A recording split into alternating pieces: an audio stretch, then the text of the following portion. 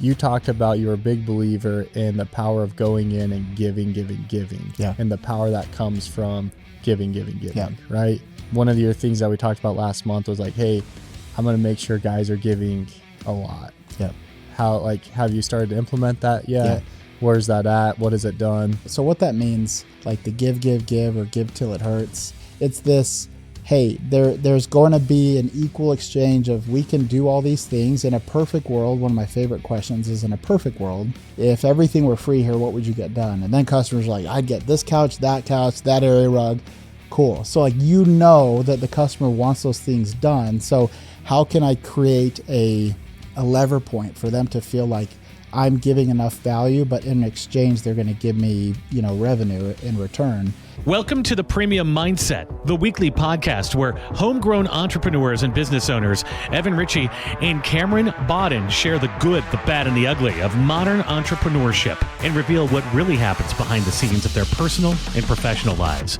As owners of two of America's fastest growing and most disruptive companies, Coconut Cleaning and Green Mango Pest Control, stay tuned for real stories, struggles, insight, and advice from real entrepreneurs in real time.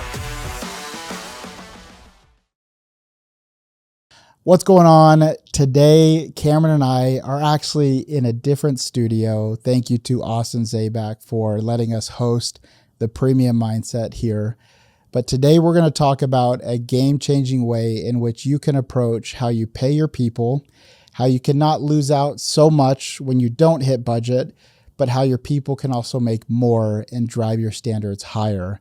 And we're also going to talk about how you can go about giving unreasonable hospitality to your employees and to your customers. So I had a phone call with Jason Payne this morning, and he was just talking about what changes we've recently implemented that have been helping us. And I said, my go-to change that I feel like we've discussed the most recently is pay, because I think if I look at the evolution of how we've done pay, according to Tommy Mello, he has this little ebook you can buy for $19. And he says most entrepreneurs do like a level 1 pay system, meaning 18% commission for this much revenue, 22% commission for this much revenue. And he says that's fine. But the best entrepreneurs are the ones who tie not only the first level of pay, but they make a second level of pay condition on the first level to where they can get that 16%, but they actually might lose 2% if they don't have a more than 95% customer satisfaction score, or they don't have a 30% closing rate. And I feel like, which is kind of the baseline of them doing their job. Yes. And I don't know why it dawned on me. I'm like, man, that's so genius, because we've always said, or I feel like the peak of our pay was when people were getting paid consistent with our most important KPIs. Mm-hmm. When we said, okay, cool, like at Green Mango, we had this big push for 7-week rotation. And if 7-week rotation was going to be hit, that'd mean, literally an extra $5 million more for the business.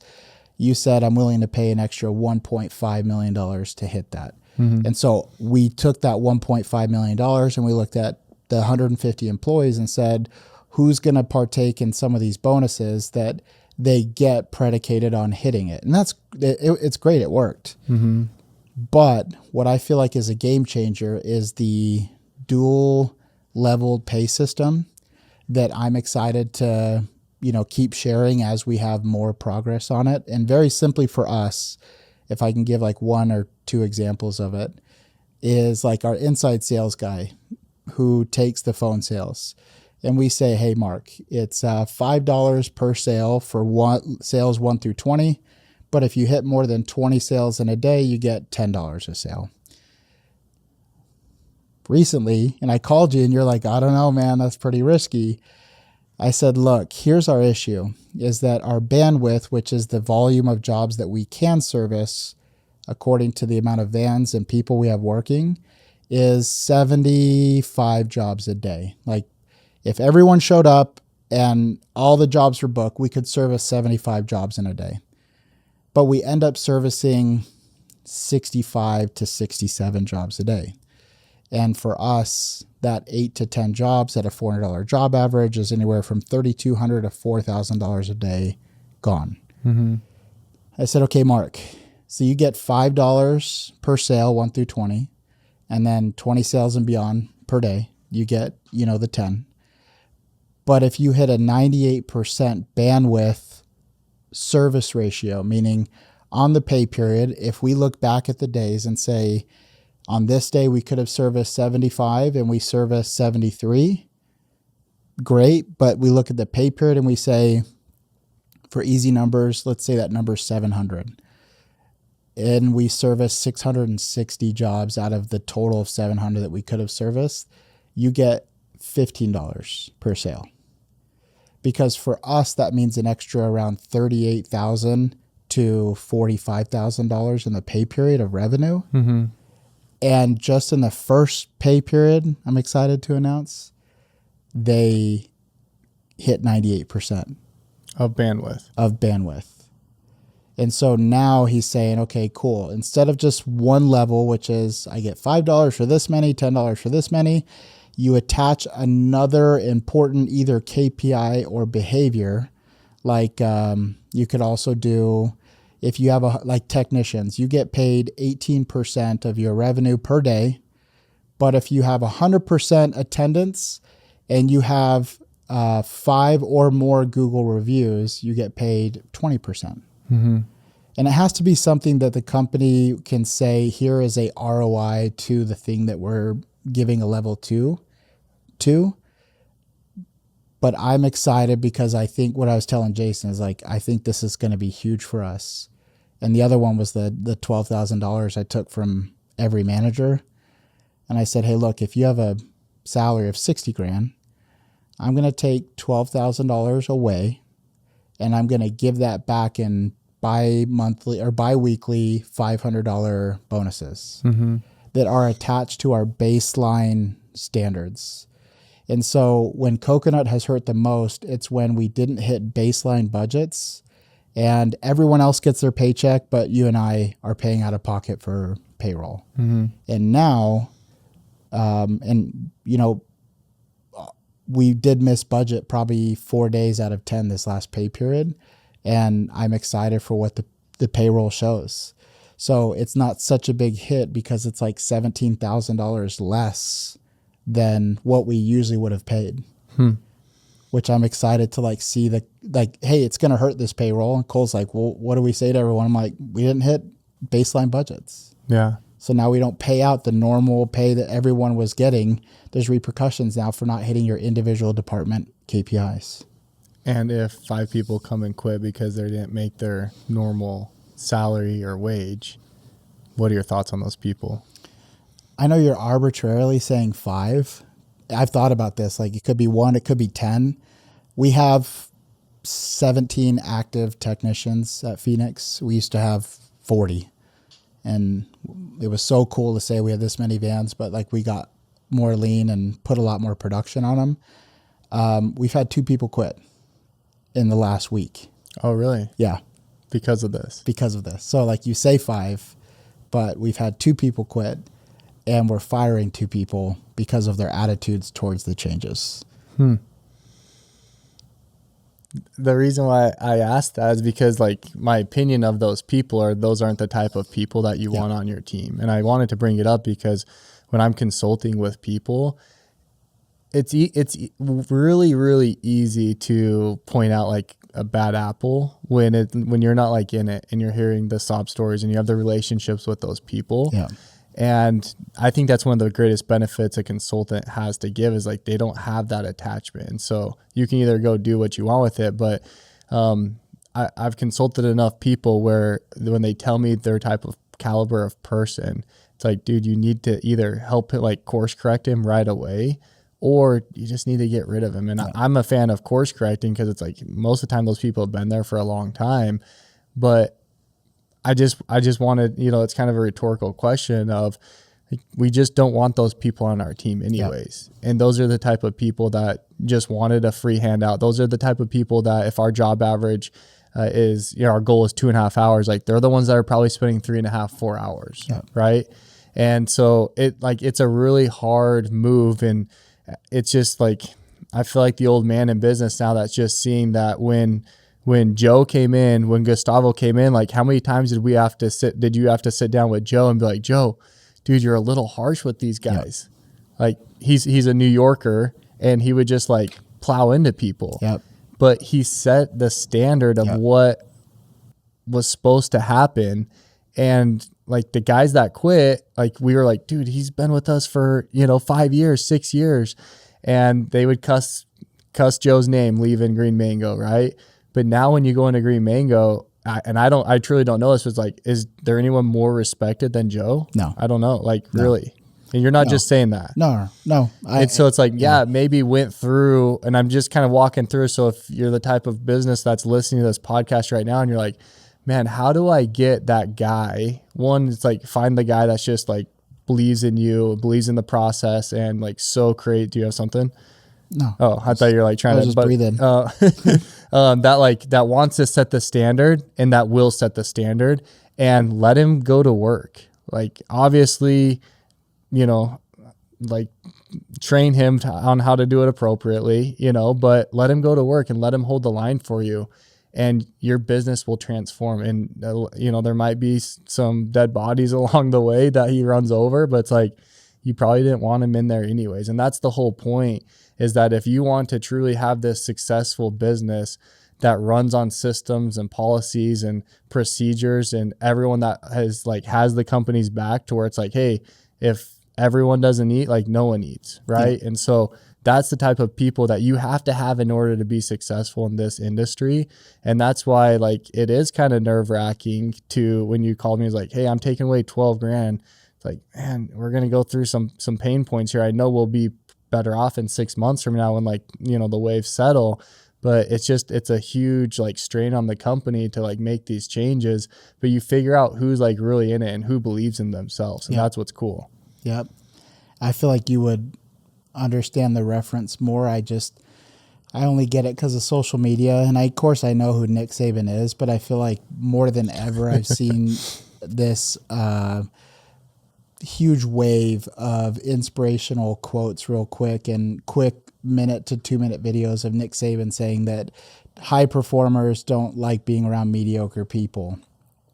And I've always thought of that, where it's like, how do you create a company culture where 50, 60, 70 people can coexist, knowing that because I've always thought like a high performer to me is like 5 of the 60, just those dogs that like go in, they work, they're just, no one's going to get in their way, they're going to perform.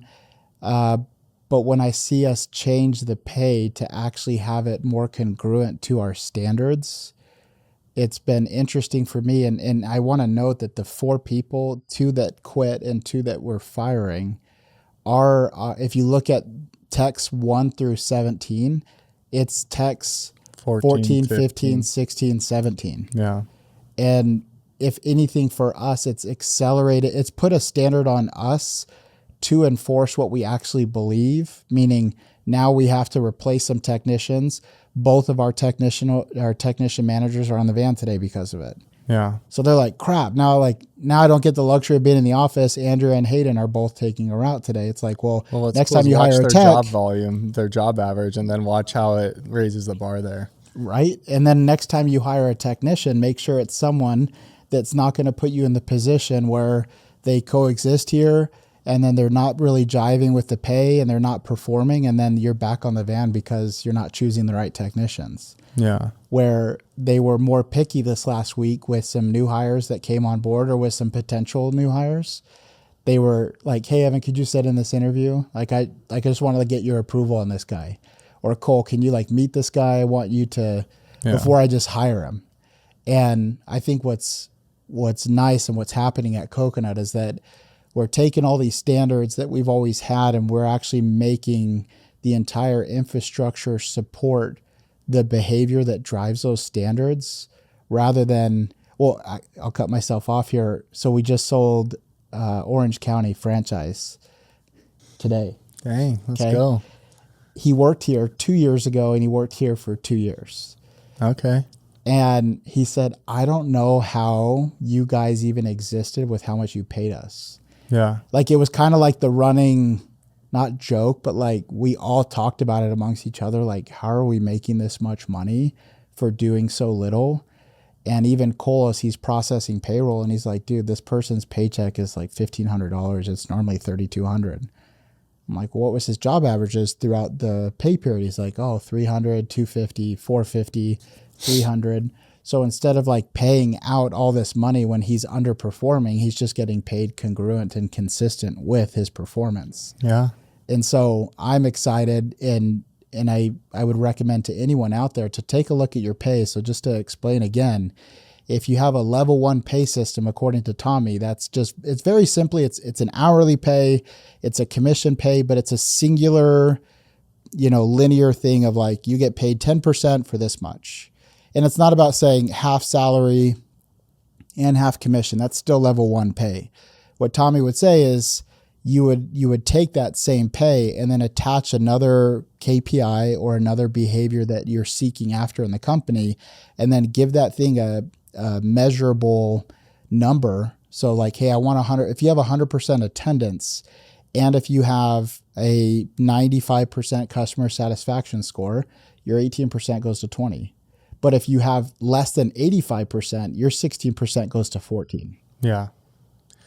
I love it because it's kind of like the audit sheet. Like, I'm telling people to get an audit sheet right away because it makes you go through your systems and policies. What I liked about this pay is that it forces you to break down what's important to you and identify that, hey, our bandwidth is a huge component of our overhead, and our overhead is what usually sinks us if we're low on payroll, right? Like, if all things come in and we fill up 50% of our bandwidth, like 50% of trucks are sitting there not being used, this is a huge indicator for us. You bring it out to the team, and like, I saw this at Green Mango through the 7-week rotation. As soon as we introduced this concept of how big 7-week rotation was to us, like, now people were like bought in of helping out, attack the problem. And that's one of the biggest mistakes that I made as a business owner, is not like not knowing myself. So I couldn't share them of like, hey, what really moves this company? And in most departments, it's 2 to 3 things, 2 to 3 KPIs. And then if you go give those to your people, like, they can help you execute on them. But what a lot of business owners do is, when they don't spend the time to identify what those 2 to 3 things are per department, right? And then, they're not identifying it. And then if they do identify it, then they don't share it with the team, right? And then once they, don't share with the team, then it's not properly, it's not properly incentivized with the team if they do hit it. Yeah.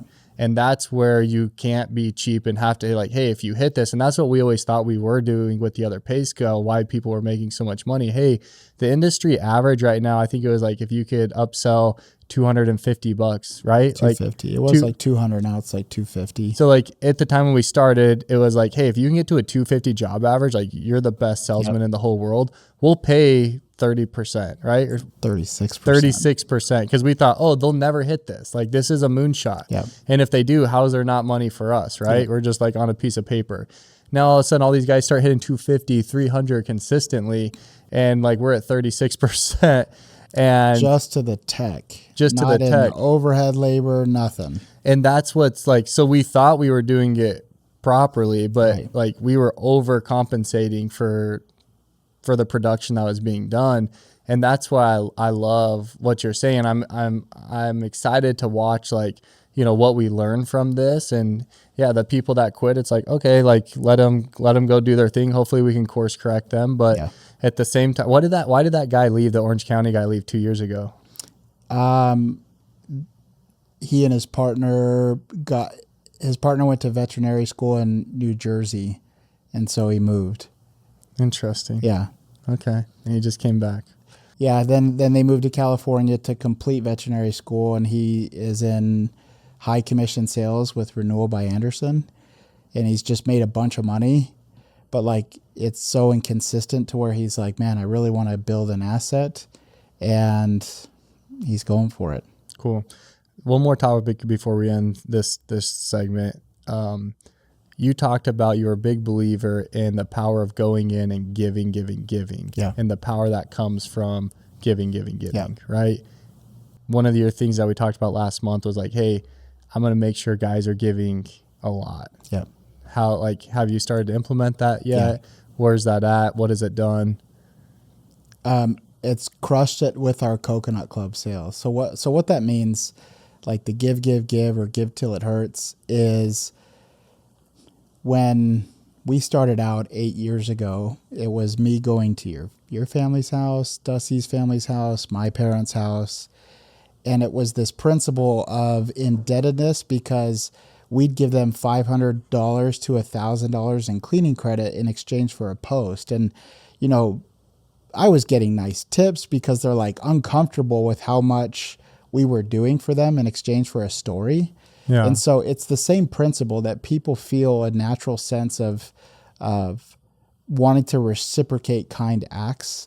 And so what that means for Coconut and how I've always taught that is you go into somebody's house and like if I walk into your house and, you know, we're doing the area rug right at the front, like that thing's probably $300 to $500 to clean. Mm-hmm.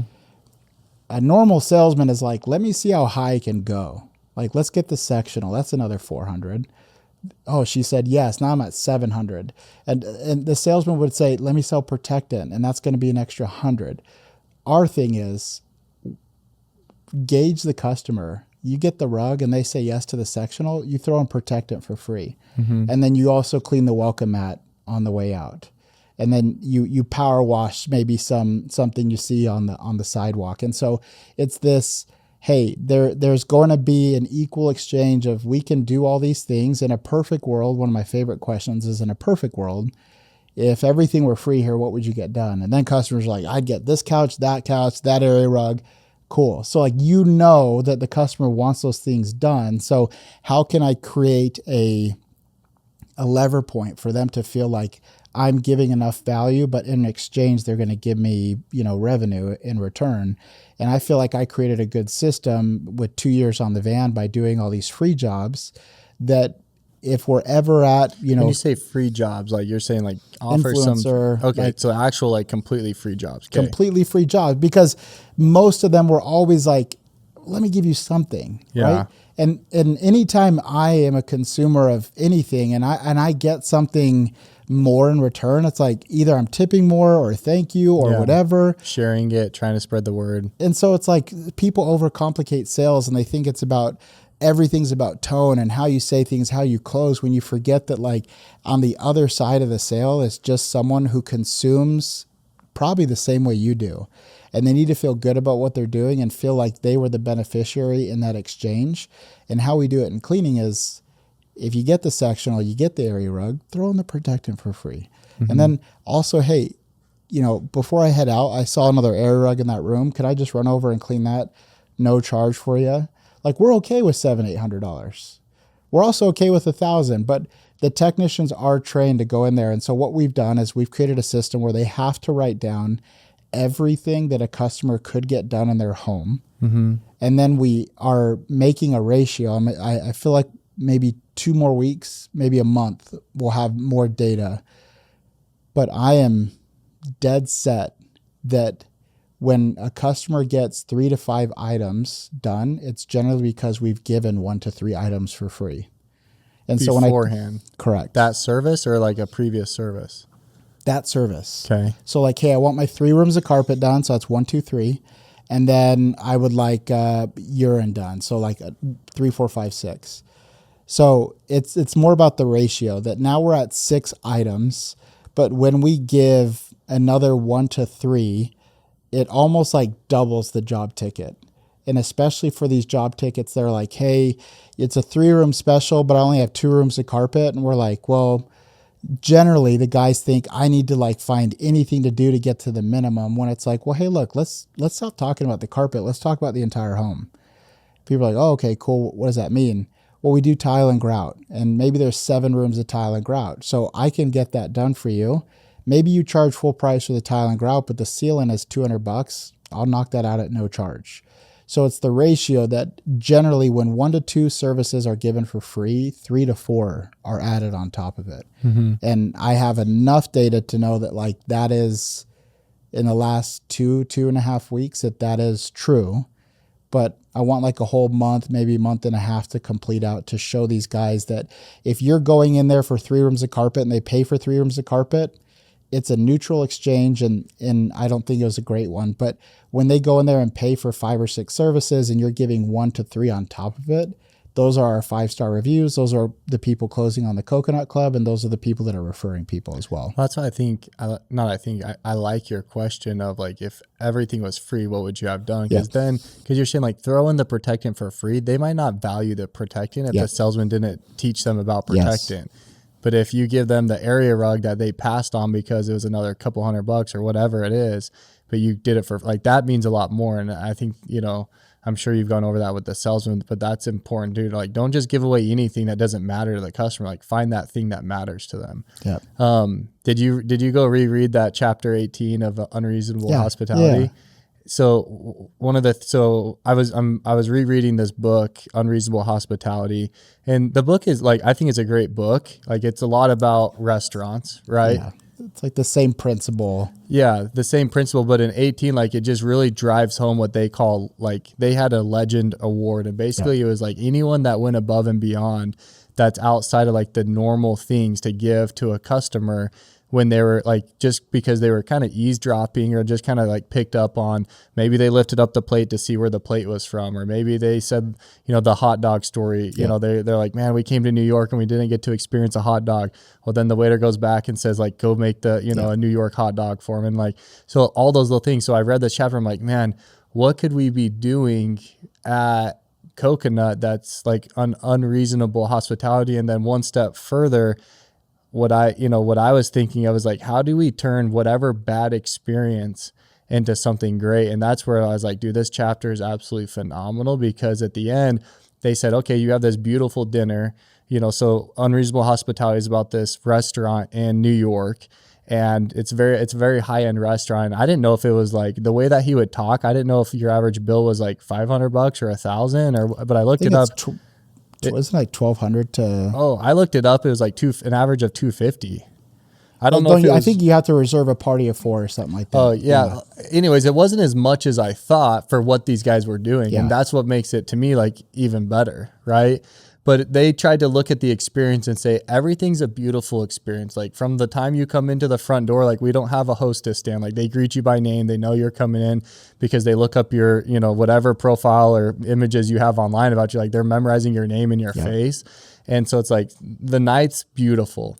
Okay, what could go bad? Well, you have this wonderful night, and then it's like, it's that time that comes that you get the check, and that sucks no matter who you are, right? How can we make it great? You bring the check too early, people feel like you're pushing them out. You bring it too late, they're frustrated because you took too long. Yep. And so what they did, do you remember what they did? So with the dessert? The champagne. Oh, yeah, the champagne. Maybe they did dessert too, but it was like they said, hey, here's your check. Yeah. And here's a complimentary bottle of champagne. Yep. I don't know if those are like $100, 10. I don't know. Probably their cost is relatively low. Who knows? But like, it's like, enjoy as much as you want. It's on the house, and stay as long as you want. And they turned this like negative experience to, man, these guys just gave it. And they're like, what's interesting is most people don't drink more than a bottle, like another like glass, not the whole bottle, but just a glass of champagne. And so it's like, if every business owner could think like, okay, where are my pain points as a company? Is that in the sign up process? Is that in the sales process? Which I think a lot of companies are stuck there. Like, we're like, a big thing in service industries is upsells right now. And so you have these owners trying to push these decent salesmen into upselling. Like, we've all cringed at the door, like listening to that guy try and upsell us. And it's like, oh, is that the bad part of the service? Is the bill at the end, bad? Like, what? And so like, if you ask yourself those questions, and that's what I wanted you and Cole to listen to, that chapter or read it again, and like, just say like, okay, where are our pain points, and how can we give them the champagne experience? Yeah. We put on a board the pain points and how we can reverse them, but also how we can mitigate them from happening. And I like just to be clear too on the pay thing. This wasn't like, let's get away with murder here. Our top techs all made more. So it's that's the point. If they don't do their job, they're not going to make as much. Correct. And so but if they do what we would need them to do, Yep. they're going to make more than they were beforehand. Very simply, it was this idea of like, hey, all of our techs get paid $22 an hour. And we're getting killed on overtime. So we're now going to pay between 16 and 18% of their daily revenue. 18% happens after $2,800. And our top techs were the ones that spend the least amount of time at the home, but they get the highest tickets and the happiest customers. And so, the $22 an hour on a $2,800 day, they're making $180. Well, now that tech who consistently has $2,800 to $3,500, he's making $500 to $700 in that day. And so this isn't like, oh, let's find a way to find as much money that we could keep. It's more so. I was thinking about all the pain that we go through when we experience like payroll, and I talked to a lot of entrepreneurs about it. And it's like, if you can have your managers marginally share in that pain, where it's like, hey, if your paycheck normally is $2,500, now it might only be $2,000.